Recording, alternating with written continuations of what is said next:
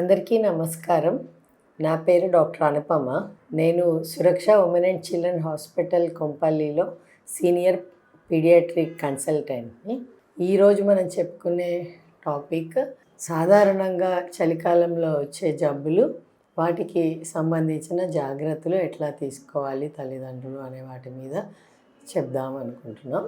నార్మల్గా ఈ చలికాలంలో ఎక్కువగా వచ్చేవి చల్లదనం మూలన కానీ దాని మూలన ఎక్కువగా వచ్చేది దగ్గు, జలుబు, జ్వరాలకు సంబంధించిన వ్యాధులు.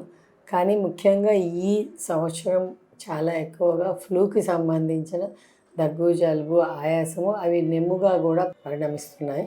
సో అజాగ్రత్త చేయకుండా 2-3 రోజుల కంటే ఎక్కువగా దగ్గు, జలుబు, కొంచెం ఆయాసము లేదంటే జ్వరము కంటిన్యూ అవుతుంటే ఇమీడియట్గా దగ్గర ఉన్న పిల్లల డాక్టర్లకి తప్పకుండా చూపించాలి. ఎందుకంటే ఒకప్పుడు నార్మల్ దగ్గు, జలుబులాగా ఉండే ఈ ఫ్లూ జ్వరాలు ఇప్పుడు ఎక్కువగా ఛాతీకి సోకి నెమ్ములాగా తయారవుతున్నాయి.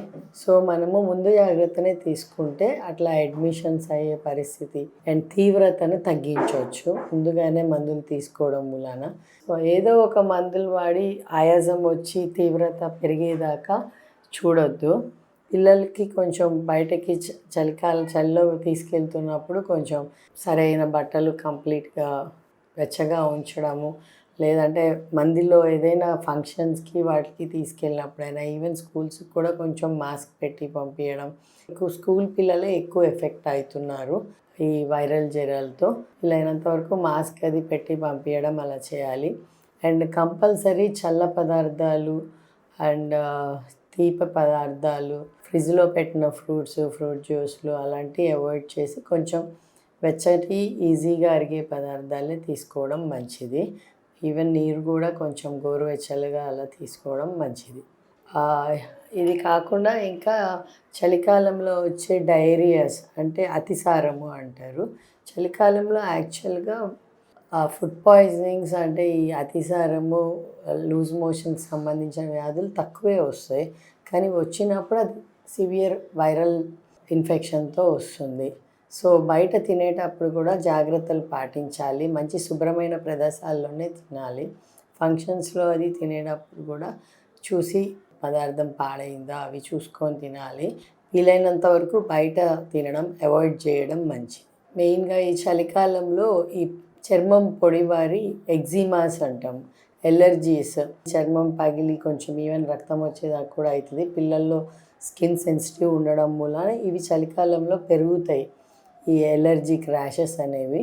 సో కొంచెం టైం టు టైం కొంచెం మాయిశ్చరైజర్ మెత్తబడడానికి ఆయిల్స్ పెట్టడము, మాయిశ్చరైజర్స్ వాడడము అవి ఎక్కువ చేయాలి. స్కిన్ ప్రాబ్లమ్స్ పరంగా అవి చూసుకోవాలి. ఎక్కువగా ఈ చలికాలంలో వచ్చే ఈ 2-3 ఉంటాయి. ఎందుకంటే దోమలు అవి వర్షాకాలం వచ్చే ప్రాబ్లమ్స్ కాబట్టి ఇప్పుడు ఈ కాలంలో కొంచెం అవి తక్కువే ఉంటాయి.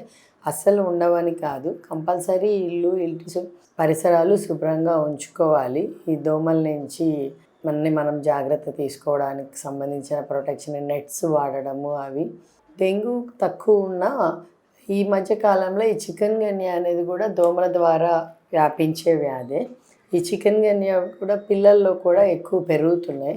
ఒకప్పుడు ఎక్కువ పెద్దవాళ్ళు చూసే ఇప్పుడు పిల్లల్లో కూడా చికెన్ గున్యాలో మెయిన్ మనకు వచ్చే సిమ్టమ్స్ హై ఫీవర్స్, వామిటింగ్స్ కాకుండా తీవ్రమైన కీళ్ళ నొప్పులు, కాళ్ళ నొప్పులు, ఒళ్ళు నొప్పులతో పిల్లలు చాలా బాధపడుతున్నారు. 10-15 రోజులు, ఒక్కోసారి నెలలు కూడా.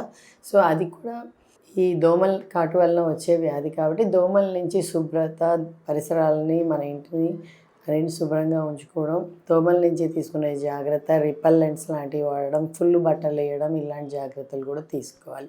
దగ్గు, జలుబు, జ్వరము, కొంచెంగా ఆయాసము ఉండి 3-4 రోజులు దాటితే అది మాత్రం అతి ముఖ్యంగా దగ్గర ఉన్న హాస్పిటల్లో చూపించుకోవాలి. లేదంటే అది నెమ్ముగా పరిణమించే అవకాశం చాలా ఎక్కువ ఉంటుంది ఈ సీజన్లో.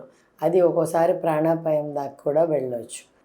ఈ జాగ్రత్తలు ముఖ్యంగా తీసుకుంటే ఈ చలికాలంలో ఆ పిల్లలు కొంచెం ఆరోగ్యంగా జబ్బులు రాకుండా ఉంటారు. నమస్కారం.